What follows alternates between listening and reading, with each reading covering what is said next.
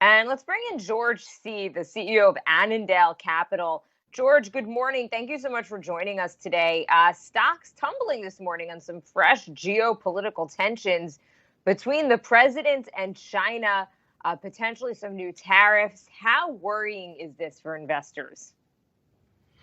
Well, I think investors, Jill, should really just bunker down and get ready for a long process. Most bear markets, if you average them out, take around 12 to 24 months to really fully play out.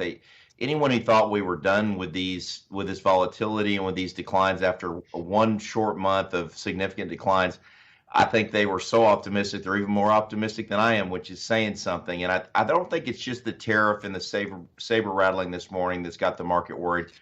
If you read between the lines at the Berkshire Hathaway annual meeting over the weekend, Warren Buffett said basically he couldn't find anything to do right now, and he raised $6 billion of additional cash, and he's sitting on 137 billion, and he's hunkered in for the long haul. And I think that's probably a good perspective for investors to take the next 6 to 9 months. Buffett's still very invested in the market, but he's got a lot of chips to play poker with as we go forward. I'm glad you mentioned Warren Buffett. He says Berkshire Hathaway sold its stake in the big four U.S. airlines, United, American, Southwest, and Delta. What does that tell you, Hannah? How do you think this is going to impact airline stocks long term? Well, it's ironic because Buffett many, many years ago had a significant loss in U.S. Airways and swore he'd never enter airline stocks again. And then he got in a big way and 4 years ago because the economics of the business changed somewhat. But you can't risk model a pandemic. And I think that's what Buffett is looking at right now. He's saying, this industry is completely not subject to effective quantitative analysis by my team and me right now. And I'm not willing to take a risk on something that I can't quantify, I can't put into numbers. And whether the airlines come back in 3 months or a year and what the level of their traffic is when they do come back significantly, it's ungameable. And so he's not willing to play in that field. And I don't blame him. He's got so much dry powder to put to work in other industries that have much brighter futures once these things stabilize. And I think that's the other thing that came out of the weekend that investors have got to pay really close attention to. We really can't game when the new normal starts up, whether that's in 3 months or 15 months or 21 months. And it behooves everyone to have some additional cash to put to work in the market if the uncertainty brings fear back into the marketplace, which it almost certainly will by the end of the year at some point, maybe right now.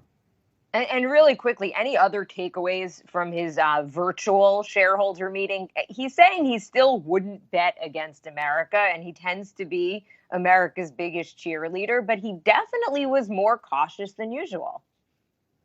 Well, it really is inspiring to see someone like Warren Buffett, who's almost 90 years old and still very mentally acute and ready to go to work and do great things for his company and for the country. And yes, the optimism in our country is always inspiring, but if you read between the lines, he was incredibly cautious, and he's in the bunker, hunkered down for a whole lot more volatility to come. So I would just, if I was an average investor, I would say, I'm going to remain committed to the market because we all know that's the intelligent thing to do over a long period of time.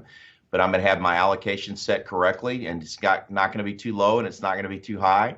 And if prices go down to much more attractive levels, I'm going to be ready to jump in much more aggressively. On that note, we have seen so much volatility in the markets. What do you expect for May? Of course, that saying goes, sell in May and go away. Is that going to happen this year? It just seems like there is so much uncertainty. I think that what's interesting about this time around, and every time's different, that's what makes the market interesting, is that the Fed didn't take a year to act. It acted in 1 month. And as Buffett said over the weekend, it prevented him from providing debt and equity capital to a whole lot of businesses because the Fed gave money at a lot better terms than Buffett was going to give the money to them at. And, I thought before the Fed intervened so dramatically that we were looking at potentially a 2007 to 2009 decline, and we still may be looking at something like that. But the odds of that are less because of all the incredible quantitative easing and all the backstop the Fed's putting into the market right now. So it's probably about a 50-50 chance we retest or go lower than the 2200 on the S&P we saw only a short month and a half ago or so. but investors should be prepared for that. So if we do get a worst case scenario, they're ready to buy at much lower prices. If you look at the multiple on earnings that the market sank to in the 2008 2009 timeframe, it was quite a bit lower than we are today, especially if earnings dropped dramatically. And you saw in the journal over the weekend, Right. earnings estimates down 15-20%, and earnings may go down a lot more than that. They went down 50% in 2008 2009. All right, George C., CEO of Annandale Capital. Really great insight on this Monday morning. Thank you so much for coming on.